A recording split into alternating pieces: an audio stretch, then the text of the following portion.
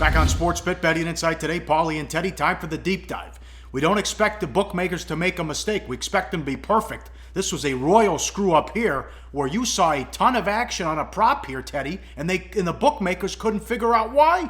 Would you be able to figure out why? It starts like this, all right? Bookmaker, or bet Cris, whatever you want to call them, they open up a standard prop. Player calling the coin toss will call. Heads minus 103, tails minus 103. No big deal. Not going to get any sharp action on that, right? But they did. All right? And that's a little bit of sharp action. A ton of sharp action. Everybody's betting heads, and not crappy bettors. You know, there are times that we talk about here on Sportsbet, strategies for betting against the sharps, reasons why you would want to go against wise guy money, situations where it's fine, all kinds of reasons why it's reasonable to consider betting against the sharp money. Not when it comes to Super Bowl props. And when they're betting heads, all right, bookmaker knows, hey, something's wrong here. We made a mistake. So what happens? All of a sudden, heads is minus 140. Heads can't be minus 140 over tails. All right, they take it off the board. They say, what the heck's going on? And then all of a sudden, they take a look. All right, first, the Patriots are going to be the team that calls it. For the NFL rules, the road team gets the opportunity to call the coin toss. The AFC is a designated road team this year. Therefore, a member of the Patriots will call the toss. And then they found out that every single time the Patriots have called the coin toss for at least the last 2 years, they've called heads. Well, guess what? They found it out a little bit late. The wise guys paid attention. You know what the number is on that price when they reopened it again? Heads minus $6, tails plus $3.75. That's from minus 103 either way. And you know what? They're still not getting any tails action. Why would they? Nope. They also have a request to the media. Quote from Bookmaker, we're trying to get some money back by putting a value price on tails. We really wish a member of the media would ask Belichick what he's going to call so we can take this one off the board or at least create a little more intrigue, end quote. Well, I got news for you. He's not going to answer either way. But they are up Schitt's Creek with that one. That is fascinating. Great story there. How much do we believe in trends and angles? Andrew Isco at Vegas Andy 711. Andy for short. I said the good Andy, you have to call him. Yeah. The what? The good Andy. You never heard that expression for Andy Isco? Isco, of course, has been a handicapper, a guy that we've known for years and years and years. We call him, you never heard him called the good Andy? Never heard that.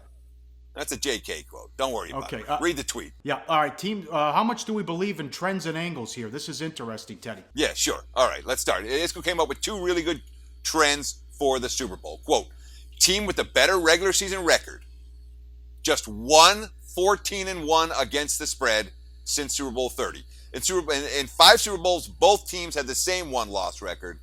But Tampa Bay over Oakland in Super Bowl 37, that's the lone point spread win by the team with the better one loss. Isco also has, underdog has won 5 straight Super Bowls, including Patriots +1 versus Seattle 2 seasons ago. Dog has won outright 7 of the last 9, including the Giants twice over New England. So what do we do with this stuff, Pauly? Do we believe in trends and angles? Does that matter to you?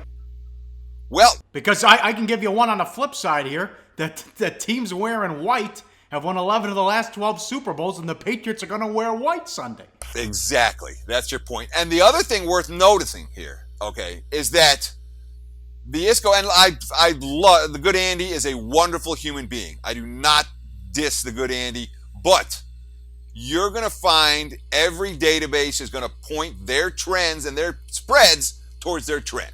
All right. The Patriots +1 versus Seattle 2 years ago? Well, yeah, you can grade it that way. You could also grade it Pick'em. You could also grade it New England -1 versus Seattle in that game. When it comes to a consensus line, the Patriots were chalk. The Seahawks were chalk. Depends on the book. Depends on the time.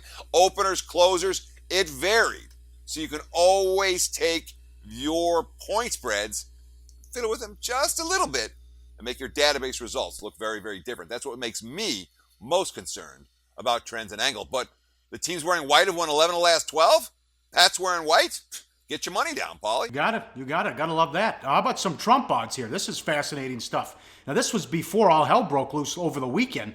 A while back, Patty Power put up, would Trump resign or get impeached within the first 4 years, and it was plenty of money on the yes, which drove it down to even money, and they put up a ton of props here. Oh, yeah, well, look, to Trump to be impeached in the first 6 months. The 6th one, and again, these are all just small. Patty Power does this stuff.